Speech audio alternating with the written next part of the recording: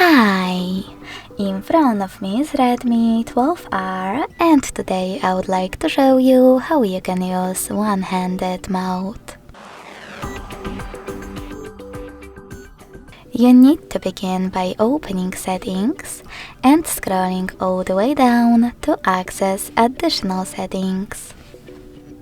Then tap on one-handed mode and click on this gray switcher next to it in order to activate it. Then follow all of those instructions below it. Turn on one-handed mode by swiping left or right from the center of the navigation panel.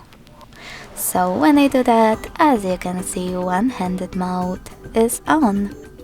You can go back by swiping an up or tapping on this dark area.